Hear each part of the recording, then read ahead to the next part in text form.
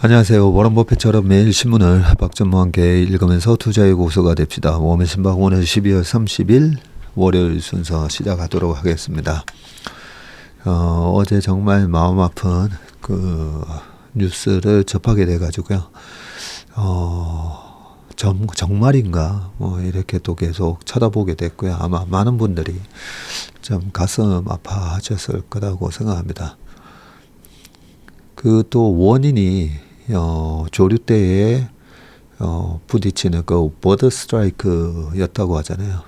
그러다 보니까 제가 저희 회사의 이름을 체슬리라고 지었던 이유가 바로 이 허드슨 강의 기적, 이 썰리 허드슨 강의 기적이라고 되어 있는데 톰 행커스가 주연을 하셨었죠. 저는 이 영화를 이제 풀 영상은 못 보고요.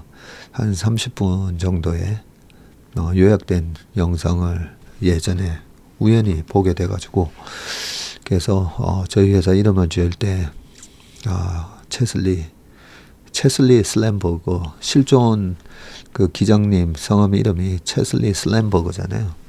그래서 우리 회사 이름은 체슬리로 지어야 되겠다라고 마음 먹었던 이유가 주식시장도 뭐 어떻게 보면 그런 버드 스트라이크 뿐만 아니라 소위 말하는 이제 블랙 스완도 발생을 하고요.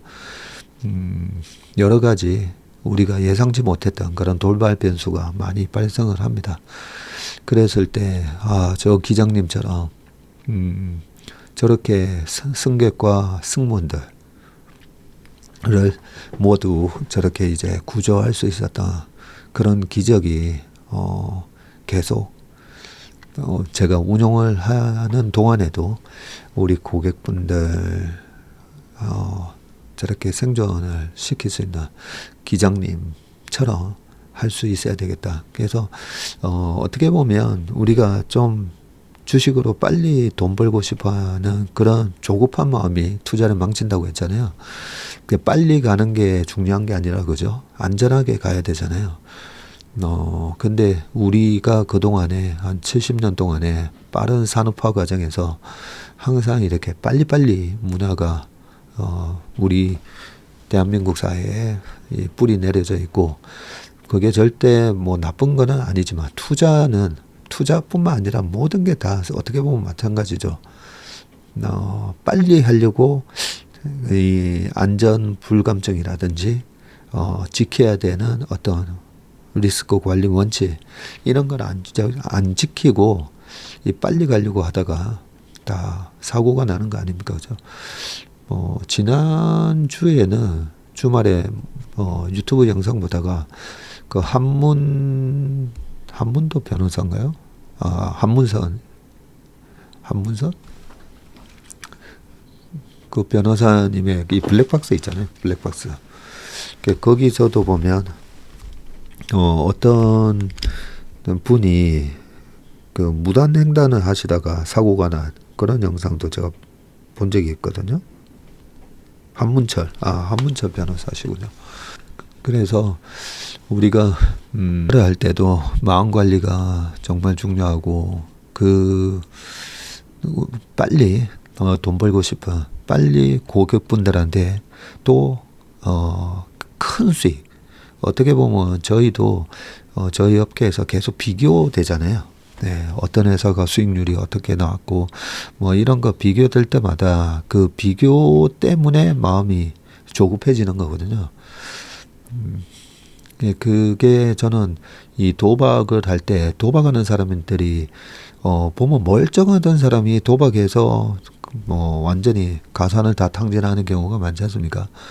그것도 보면 처음에 재미로 하다가 돈을 잃었을 때 그 잃은 돈을 빨리 회복을 하려고 처음에 잃었던 20만 원에 40만 원 배팅 뭐 그런 더블 배팅하는 거 있잖아요.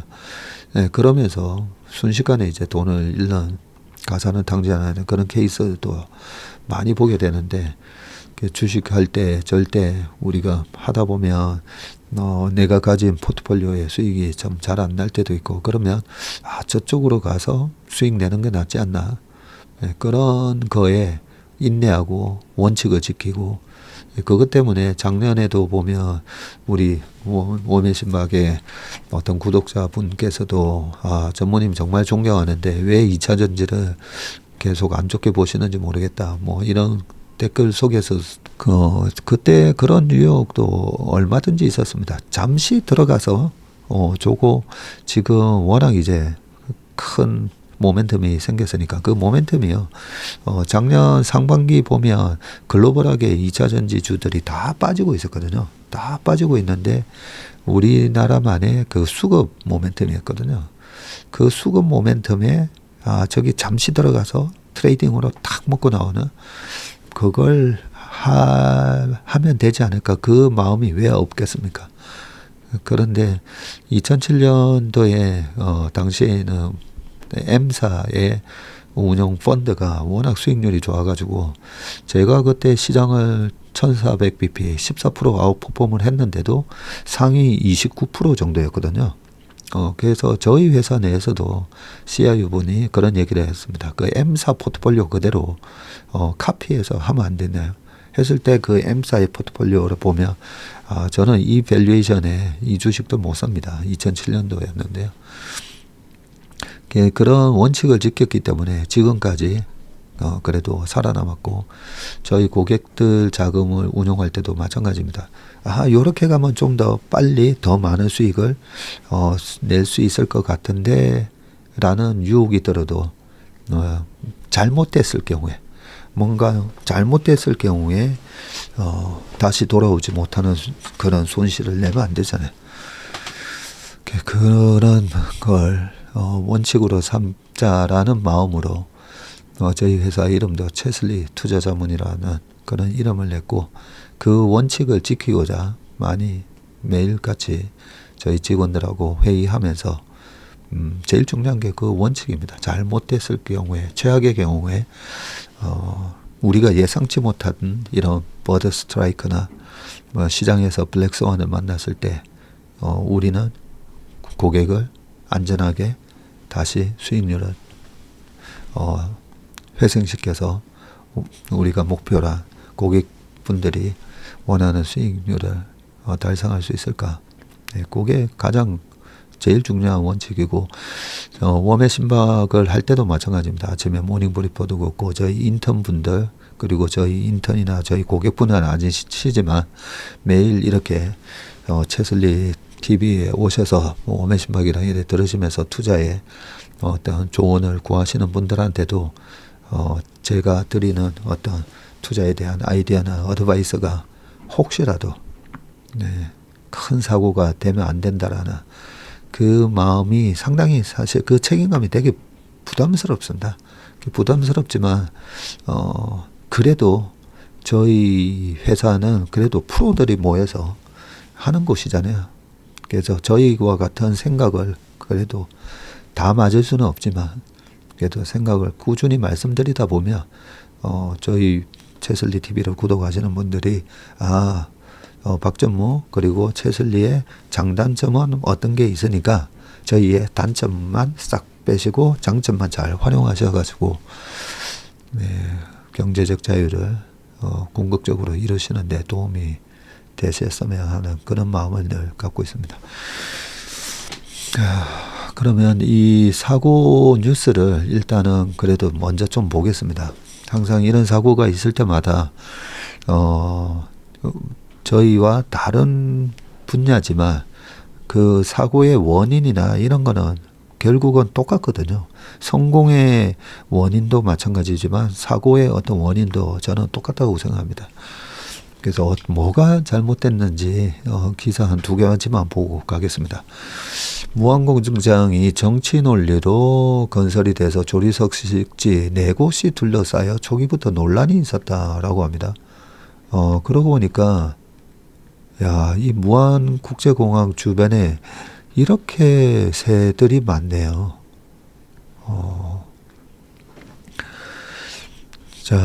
이 여객기 사고는 항공기 고장 외에도 짧은 활주로 길이와 공항 건설 초기부터 지적된 조류 충돌 가능성에 대한 인식 부족과 그리고 미숙한 공항 운영 경험 등이 복합적으로 영향을 끼친 참사라는 지적이 나온다고 합니다. 이는 고추 말리는 공항 이라고 불리며 정치공항으로 설계된 무안공항의 태생과 맞물려 있다는 견해도 제기되는데, 공항 건설 전 연간 992만 명이 이용할 것으로 예측됐던 무안공항의 지난해 이용객은 24만 6천 명에 불과했다고 합니다. 2007년 개항한 무안공항은 서남권 거점 국제공항으로 설계됐지만 활주로는 2.8km로 다른 국제공항보다도 짧은 편이고요. 이에 전남도는 내년 완공을 목표로 활주로 길이를 3.126km로 늘리는 연장 공사를 진행 중이었고, 이 공사 탓에 무안공항 활주로는 300m가량 이용할 수 없는 상태였다고 합니다. 오히려 더 짧아졌네요. 실제 이용 가능한 거리는 2.5km였다고 합니다. 활주로는 비행기가 안전한 이착륙을 위해서 추진력을 얻는 공간으로 대형 항공기 이용이 잦은 국제공항 대부분은 활주로 길이가 3km를 넘는다고 하네요. 그럼 2.5에서 최소한 500m는 더 달려갈 수 있었을 거다, 그죠? 만약에 3km가 넘었으면. 인천국제공항은 무려 3.75km나 되네요. 김포국제공항이 3.6이네요. 그리고 김해국제공항도 3.2, 제주국제공항도 3.2라고 합니다. 미국 JFK, 그리고 프랑스의 드골공항, 도쿄의 나리타 등 주요 국제공항 활주로는 4km가 넘는 것도 많군요. 무안공항에서 400톤 넘는 항공기 운항이 제한된 것도 이 활주로 길이가 짧기 때문입니다.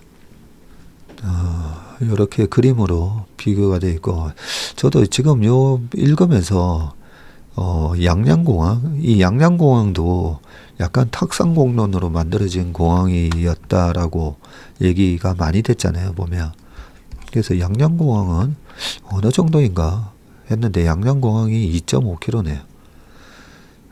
청주공항이 2.7. 요 밑에 그림만 좀 더 보겠습니다. 무안공항 주변 조류 서식지입니다.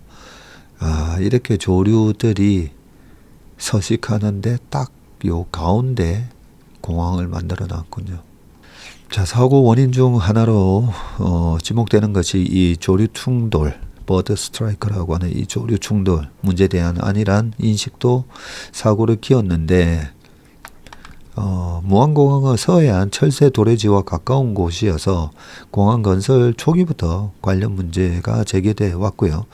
무안공항 인근에 이 무안군 현경면, 운남면에서는 12,000여 마리의 겨울 철새가 관찰됐다고 하고요.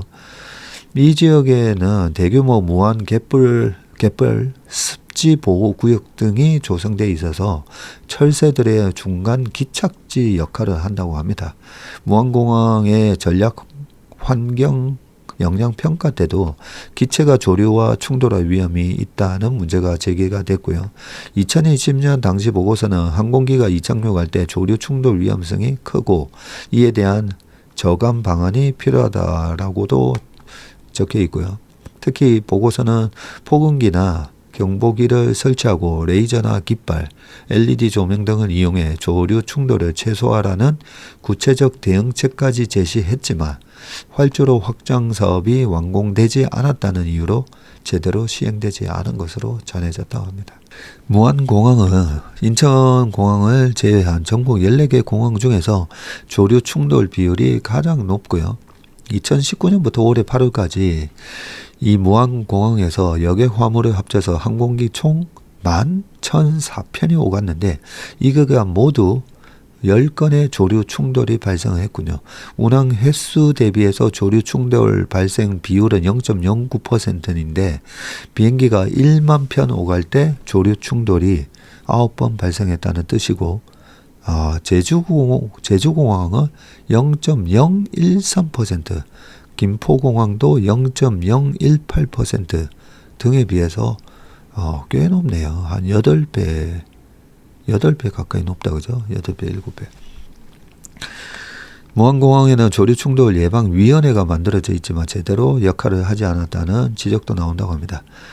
무안공항 관제탑 등 항공 관계자들의 경험 부족이 사고를 키운 게 아닌가라는 목소리도 있는데 2007년에 문을 연 무안공항은 이달 전까지 국제선 정규 노선을 운영한 적이 한 번도 없었다네요. 29일 사고가 발생한 이 무안 방콕 노선은 제주항공이 이달 8일 운항을 시작한 신규 노선이었다고 합니다.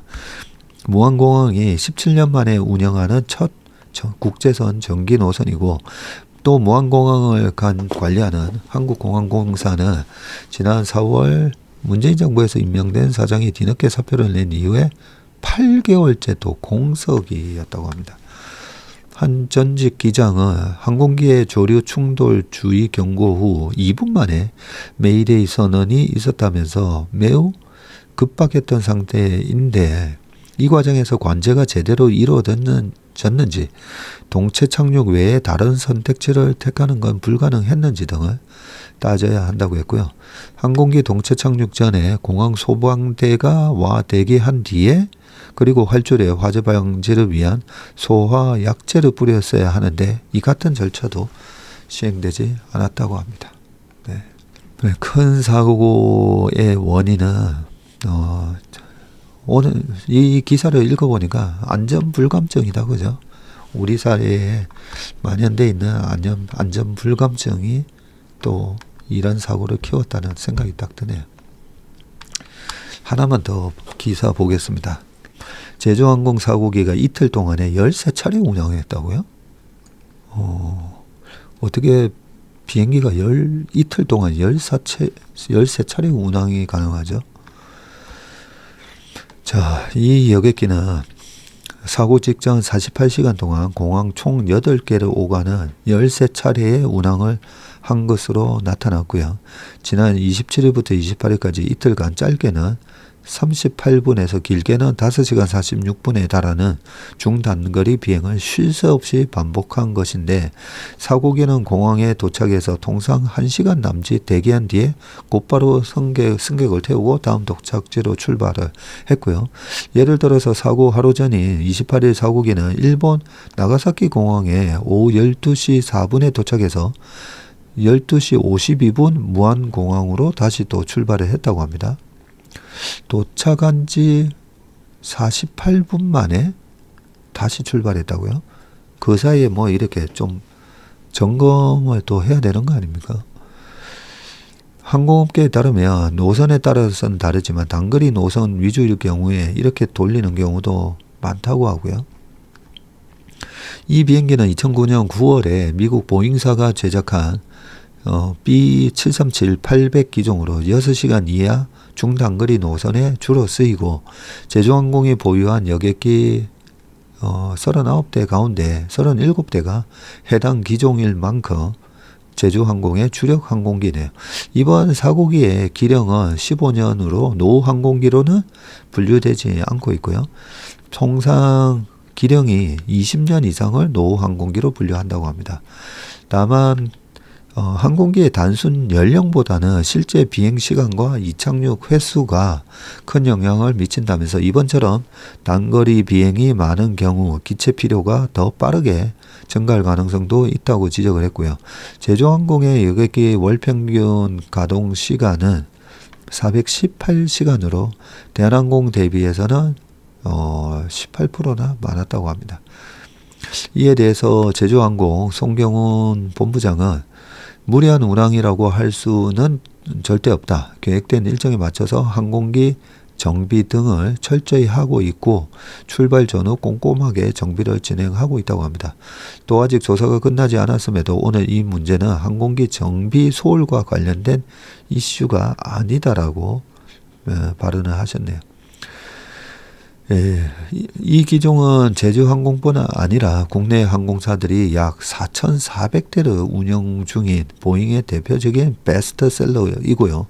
그런 만큼 항공사고도 여러 건 보고돼 있는데 2022년 중국의 동방항공의 여객기 추락으로 탑승객 132명 전원 사망한 사고와 동일 기종이네요. 올해 3월에는 미국 애리조나주 피닉스로 향하던 알래스카 항공의 같은 기종의 여객기의 객실에서 연기가 나서 포틀랜드 공항으로 회항한 사례도 있다고 합니다. 지난 4월에는 미국 사우스웨스트 항공의 휴스턴행 비행기 엔진 커버가 상공 3,000m에서 떨어지는 사고로 비상 착륙하기도 했다고 합니다. 네. 보잉 항공기 결함도 있는 건지는 모르겠네요. 자, 제주항공은 애경그룹의 자회사로 지난 2005년에 제주특별자치도와 민간 합작으로 설립된 국내 1호 저비용 항공사 LCC라고 하잖아요. LCC고 현재 국내 9곳의 LCC 가운데 매출액과 탑승객수로 업계 1위입니다. 작년 매출이 1조 7천억인데 영업이익은 한 1,700억 정도. 영업이익률이 작년에 한 10% 정도 수익이 났네요. 큰 화재가 있을 때마다 이번 겨울도 그런 걱정이, 겨울만 되면 걱정이 많이 됩니다. 우리나라에 큰 화재가 많이 발생했고, 그죠? 그럴 때마다 제가 선진국과 그 후진국의 차이를 자주 말씀드리잖아요. 선진국은 0.1%의 그런 사고 확률도 대비하는 게 선진국이고요. 후진국은 그거 뭐 사고 확률이 낮은데 야 그거 거기에 돈 들이는 것보다 그냥 그거 신경 쓰지 말라고 하는 거죠. 그러면 그 사고가 발생을 하기 전까지는 수익도 더 나고 더 빨리 가고 더 뭔가 퍼포먼스가 좋아 보이는 그런 식의 모습이 띄는데 결국은 그 한 번의 큰 대형 사고가 사실 이 기사를 제가 관련된 기사를 막 더 읽어보는 게 겁이 나는 게 우리는 또 예전에 뭐 세월호 사태부터 해가지고 그 마음속에 그 장면들 우리 아이가 그랬을 수도 있다라는 그 약간의 그 트라우마가 있잖아요. 그러면 저 제주항공 저 항공기도 저도 여러 번 탔던 항공기고요. 그리고 만약에 누군가가 우리 가족 중에 저렇게 태국 여행을 갔다 오면서 저런 사고를 당했더라면 그런 상상 자체를 하는 게 엄청난 우리에게 이제 스트레스로 다가오다 보니까 그 관련된 유가족 얘기나 이런 거 못 읽겠더라고요. 아무튼 우리 사회가 이런 작은 사고의 가능성에 대해서도 좀 대비를 하는 그런 사회가 좀 됐으면 좋겠습니다. 얼마 전에 있었던 이태원의 그런 압사 사고도 다 마찬가지잖아요. 보면 그 다음 기사 읽어보겠습니다. 일본 턱밑까지 쫓은 한국 수출 격차 30조 원 최저라고 되어 있습니다. 예전에 한번 기사를 다뤘던 기억이 나는데요. 그죠? 자, 올해 한국과 일본 간 수출의 격차가 역대 최소 수준인 202억 달러, 약 30조 원 수준으로 좁혀졌고요. 1995년 세계 무역기구 출범 당시만 해도 1995년이니까 30년 전이다. 그죠? 그때만 하더라도 일본의 수출액이 한국의 3.5배에 달했습니다. 약 30년 만에 한국이 일본을 턱밑까지 추격하게 된 것이다. 지난번에 이 기사 다룰 때도 정말인가? 우리랑 일본이랑 수출 금액이 똑같다고? 그렇게 생각했던 기억이 납니다. 자, 일본 재무성의 수출액 잠정치를 분석한 결과 올해 11월까지 일본 수출액은 6,426억 달러를 기록을 했고요. 아직 한 달이 남긴 했지만 이 추세대로라면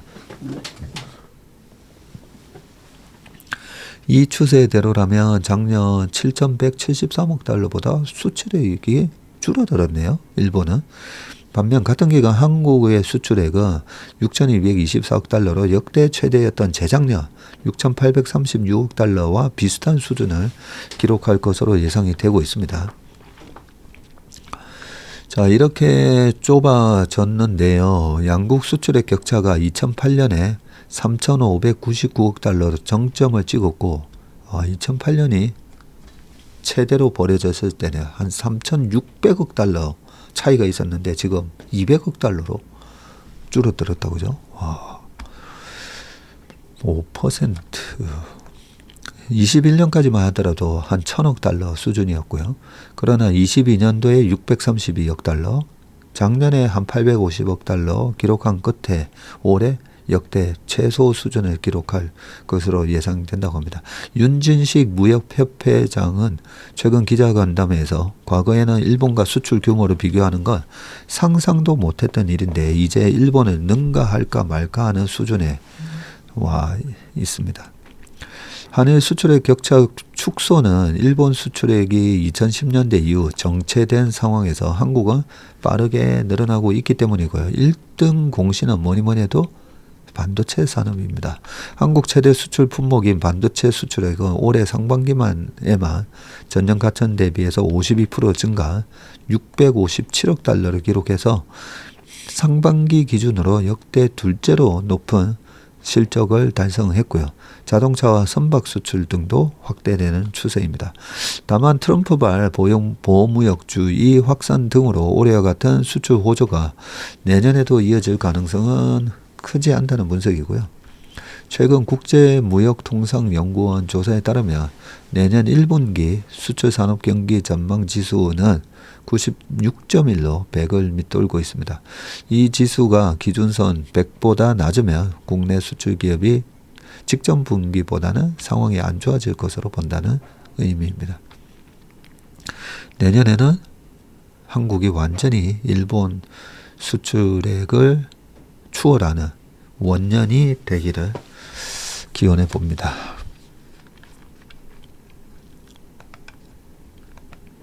자, 또 재밌는 기사가 하나 있습니다. 틱톡 미국에서 회생이 되냐. 트럼프가 대법원에다가 금지법 연기 요청을 했는데 취임 후 정치적 해법 찾겠다. 저도 이 동영상을 본 적이 있는데요. 트럼프가 내달 19일로 예정된 중국 동영상 앱 틱톡 금지법의 발효 시한을 늦춰달라고 대법원에 요청을 했네요. 트럼프 취임 딱 하루 전이네요.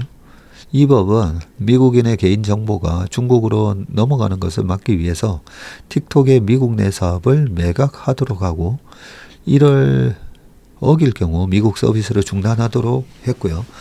시한은 트럼프 당선인 취임 하루 전에 1월 19일입니다. 27일 미 대법원에 제출된 서면 자료에서 트럼프의 변호사 존 사워는 당선인은 미국에서 틱톡이 금지되는 것을 반대하고 있으며 이 문제를 취임 후 정치적인 방법으로 해결하고자 한다고 밝혔고요.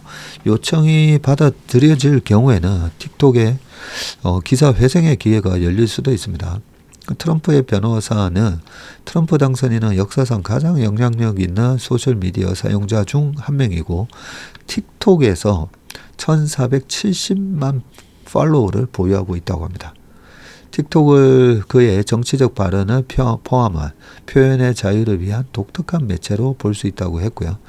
트럼프는 지난 첫 임기 때 틱톡을 국가안보에 위협이 된다는 이유로 금지하려 한 적이 있었는데요.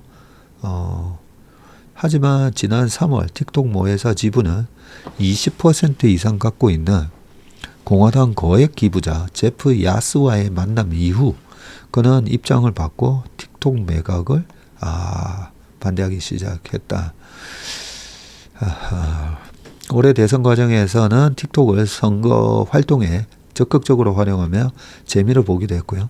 민주당의 전략가인 제프 가리는 뉴욕타임즈에다가 트럼프의 입장 변화는 원칙이나 국가적 이익이 아닌 자기 자신의 이익에 의해 이루어진다고 그렇게 꼬집었네요.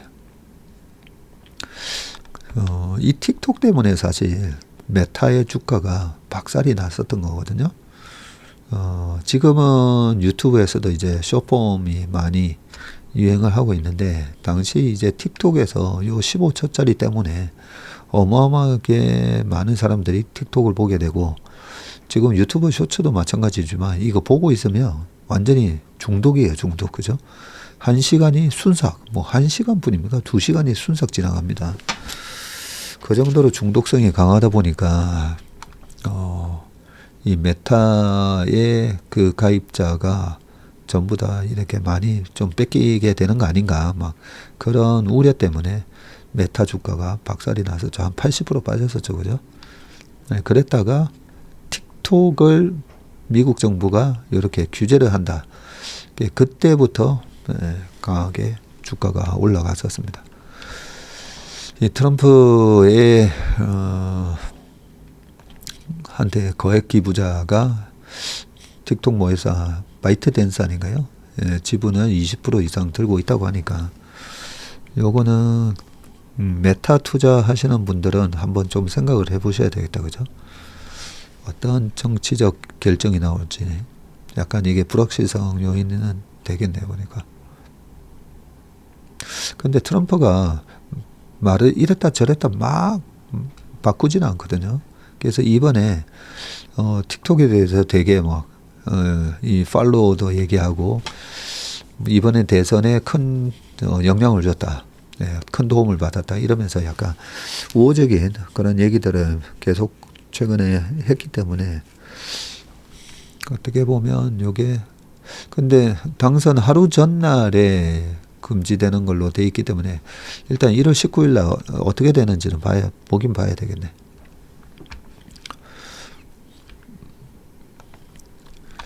자, 그 다음 기사입니다. K방산 20-30년간 매출 증가 전망 중장기 투자이라고 되어 있습니다. 지금 환율도 높은 상황에서 고환율이 지속되면 그냥 계속 이 고환율 속에서 달러 잘 버는 기업들 계속 찾아서 그렇게 투자할 수밖에 없습니다. 그래서 어떤 달러를 잘 벌고 앞으로 더 잘 벌게 될 거라고 예상되는 업종들이 몇 개 있죠. K방산 한번 보겠습니다.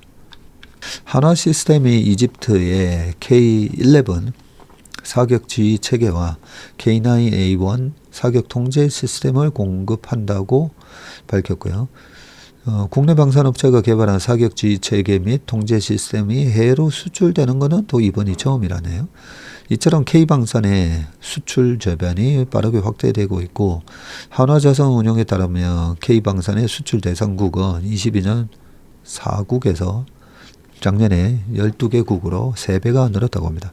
수출 무기 체계 또한 같은 기간 6개에서 12개로 2배 증가했고요. 국내에서 업계 최초로 방산 ETF를 출시한 이 분야 전문가인 최영진 한화자산운용 전무의 얘기를 인터뷰로 다 만나봅니다. 최 전무는 ROTC 33기로 DMG에서 근무를 하셨군요. 한화자산운용의 최영진 전무.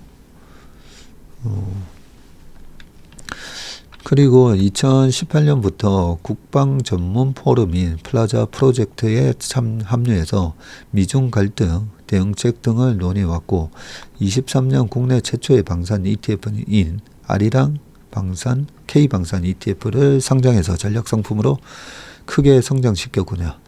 그는 현재 진행 중인 전쟁이 끝나든 끝나지 않든 K방산의 미래는 밝다고 강조를 했습니다. 자, 좀 더 읽어볼게요. 방산은 글로벌 메가 트렌드이다.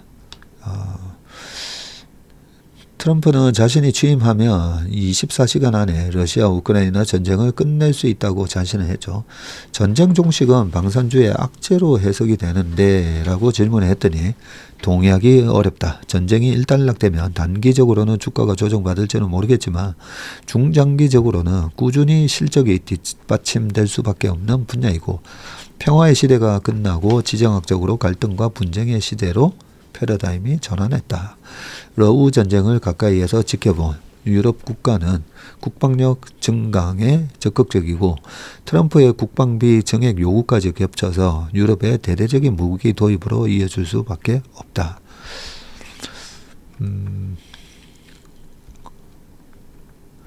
자, 글로벌 시장에서 K방산의 경쟁력, 이게 제일 중요하죠.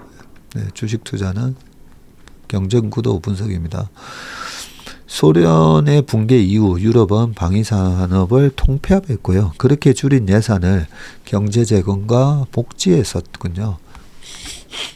미국도 똑같이 방위산업 구조조정에 나서서 빅5 기업으로 통폐합을 했죠. 이게 K방산에는 기회가 됐고요.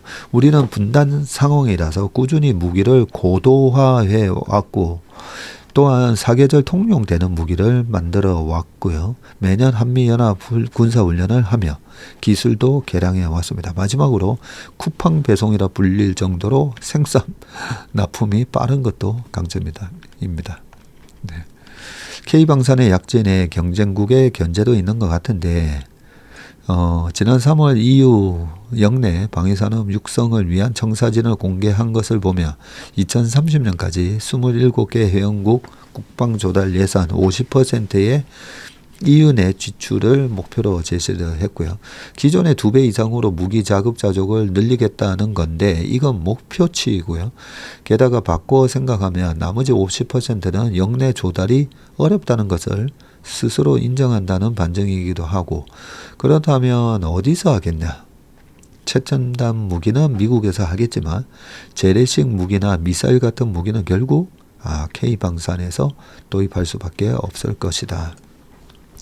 는 거죠. 앞으로 실적 더 좋아질 K방산. 업계에서는 K방산의 성장성을 어디까지 보고 있나 물었더니 웬만한 K방산 기업들은 5년 이상의 수주 물량을 이미 받아놨다. 야, 실적이 받쳐준다는 것이고 그런데다 유럽의 GDP 대비 방위비가 1%에서 지금 2%대로 트럼프 2기에 가속 페달을 밟아서 3%까지 올라간다고 하면 성장이 지속될 수밖에 없다. K방산주 주가가 이미 단기가 많이 올라 있어서 부담스럽다는 투자자들도 있는데 실적을 수반한 주가 상승이 이어질 것이다. 무기는 한번 도입하면 잘 못 바꾼다. 이게 또 중요한 포인트죠. 계속 소모탄, 탄약 등을 공급해야 하고 개량도 해줘야 하고 앞으로 20-30년은 지속적으로 매출이 증가한다고 봐야 하고요. 특히 2025년에는 올해보다 훨씬 큰 수주들이 기다리고 있다. 그래요?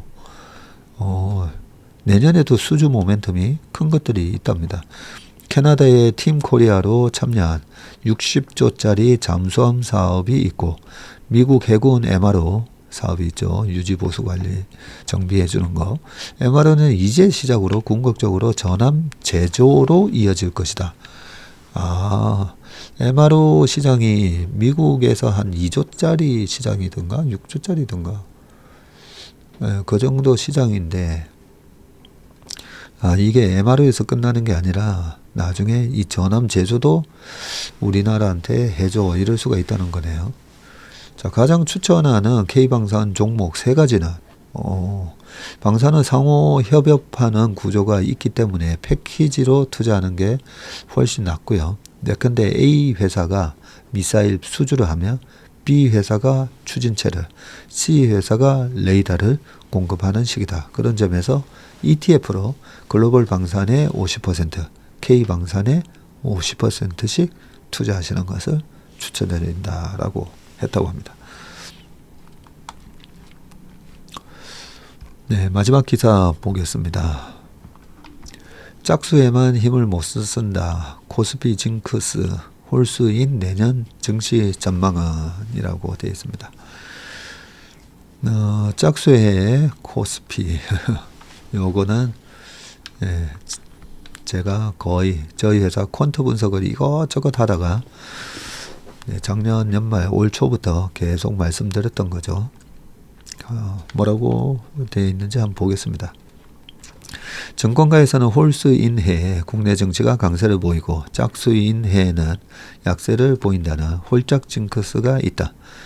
짝수 해인 올해도 이 징크스가 들어맞은 만큼 홀수 해인 내년에는 상승장이 열릴지 관심이 쏠린다. 자, 코스피 홀짝 징크스는 2000년 이후부터 약 25년간 거의 벗어난 적이 없고요. 2000년에서 2024년 동안 코스피가 전년 대비 하락한 해는 2011년 한 번을 제외하고 모두 짝수해에 하락을 했습니다. 코스피가 마이너스 성장률을 기록한 해는 2000년에 50.9, 2002년에 마이너스 9.54, 2008년에 마이너스 40.7, 2011년에 마이너스 10.98, 2014년에 마이너스 4.76, 2018년에 마이너스 17.3, 2022년에 마이너스 28.9고요. 올해도 그죠? 24년인데 결국 올해도 짝수에 마이너스로 끝나는 해가 되었습니다. 반면에 홀수에는 이 12번 중에 2001년도 그 닷컴 버블이 깨지면서 2000년, 2001년, 2002년 미국 시장이 3년 연속 음봉 나오거든요. 마이너스 기록하고 했는데 우리나라는 2001년에도 플러스 났었어요. 코스피가 그때 2001년에 36%인가? 예, 36%인가 꽤 많이 올랐습니다. 그리고 2002년에 또 빠지고 2003년에는 또 오르고 2003, 4, 5 다 쭉 올랐었죠. 2006년, 7년까지. 자, 올해도 이변은 없었고요. 지금 코스피 전년 대비해서 7.5%, 코스닥, 코스피 다 빠졌죠. 자, 특히 2000년대부터 반도체주가 국내 증시를 주도하면서 반도체 업황 사이클과 커플링을 이루고 있다고 분석을 하는데, 왜 이 홀짝 법칙의 이유가 경기 순환 주기와 연관이 있다고 하는 거죠. 국내 증시에는 반도체주의 시가총액 비중은 약 20% 이상을 차지하고 이 가운데에서도 시가총액 1, 2위를 차지하는 전자와 하이닉스가 국내 증시 전반에 영향을 미치는 구조다.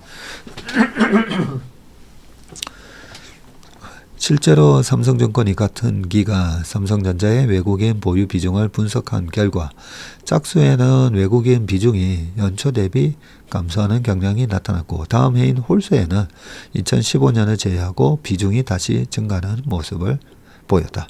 2022년 52.7%였던 삼성전자 연초 외국인 투자 비중은 기말에 52.3으로 소폭 감소했고요. 그러다가 코스피가 18.7% 상승한 이듬해 외국인 비중은 56.3까지 증가를 했고요. 올해도 연초 전자의 외국인 투자 비중은 54%였다가 지금 27일 기준으로 50.54까지 빠지면서 전자도 올해 들어와서 큰 폭의 하락을 했죠. 반도체주 주가는 1년 6개월에서 2년 주기로 움직이는 업황 사이클과 밀접하게 연관되어 있는데 특히 메모리 반도체 산업은 3, 4년 주기로 수요와 공급의 변화에 따라 상승과 하락을 반복하는 특성을 보이고 통상적으로 상승 사이클은 1년 6개월에서 2년 동안 지속되며 이후 1년에서 1년 6개월 동안 다시 하락 사이클로 전환이 된다. 23년 초부터 반도체 업계는 글로벌 수요 확대와 함께 상승 사이클을 누렸다면 올해는 하락기에 접어들 수밖에 없었다. 이와 함께 최근 등장한 HBM과 같은 신기술은 기존 메모리 반도체의 레거시 사이클과 다른 변화를 일으키고 있다는 평가입니다. 투자업계는 내년 25년에는 전자의 실적 개선과 함께 국내 반도체주가 선회할 것으로 기대를 하고 있고요. 전자가 HBM 공급을 본격화하고 레거시 반도체의 수급이 다시 줄어들면서 실적 반등이 이루어질 가능성이 높다는 것인데 삼성증권 관계자는 삼성전자가 HBM 공급을 시작하고 기존 메모리 반도체 수급이 타이트해지면서 전자의 실적 개선이 이루어질 것이라면서 이를 바탕으로 내년에는 코스피가 짝수의 부진을 떨치고 상승세로 돌아설 가능성이 높다고 전망을 했네요. 반은 맞고 좀 반은 약간 아니다라는 생각이 드는 게 시가총액 상위에 보면 바이오 아니면 2차 전지로 쭉 돼 있는 코스닥의 경우에도 이 홀짝의 이 명암이 엄청나게 코스피보다 더 두드러집니다.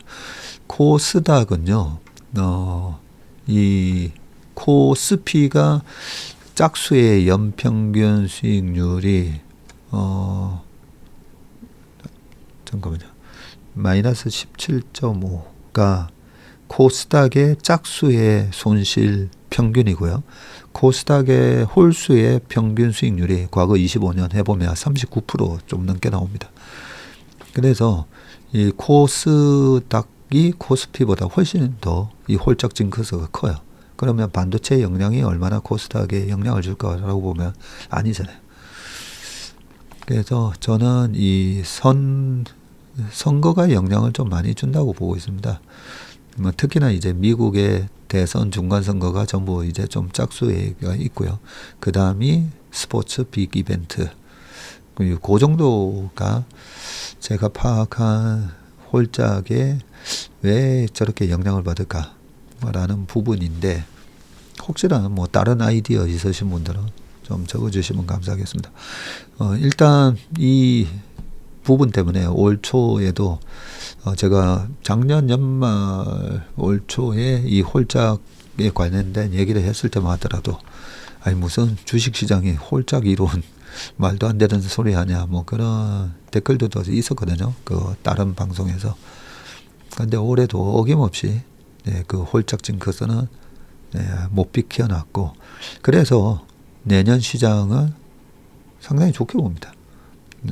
그리고 특히나 5자가 들어간 해는 특히 차이나 모멘텀까지 있다라고 말씀드렸잖아요. 그죠? 저희가 오늘 또 다른 이제 퀀터 분석을 한 게 있는데요. 1월 5일까지 새해 들어서 첫 5영업일 동안 시장이 어떻게 되는가에 따라서 그해 오를지 내릴지가 판단이 되는데, 24년 1월 첫 5영업일 보면 마이너스 3.2%인가로 끝났어요. 5영업일 동안. 그러면서 올해 시장은 하반기에는 특히나 좀 이렇게 그 미국 대선을 앞두고 영향을 좀 받긴 받겠구나 이런 생각도, 그 홀짝뿐만 아니라 올해 1월 첫 5영업일도 마이너스가 나왔었다는 거죠. 그러면서 결국은 우리 시장이 잘 올라가다가, 그죠? 2890까지 갔었죠. 코스피가 2890까지 갔다가 2400대까지 떨어지긴 했었는데, 내년 새해 첫 5영업일 동안 어떻게 되는지를 저희가 그 분석을 해서 결과가 나오면 아침에 모닝브리프 그리고 웜앱 신방에서 다시 꼭 말씀드리도록 하겠습니다. 그 5영업일에 오르거나 내렸을 때의 그 전체 한 해의 수익률을 맞추는 확률이 한 82%나 됩니다. 그래서 그런 부분하고 여러 가지 보면 지난주 금요일날 한경화호에서 제가 말씀드렸던 내년 시장이 좋을 5가지 이유, 그런 걸 생각해 보면 내년 시장은 정말 좀 올해 정말 안 좋았던 거 반대로 용수철처럼 크게 점프하는 그런 한 해가 되기를 정말 바라겠습니다. 오늘 웜의 신박은 여기까지 하겠습니다. 고맙습니다.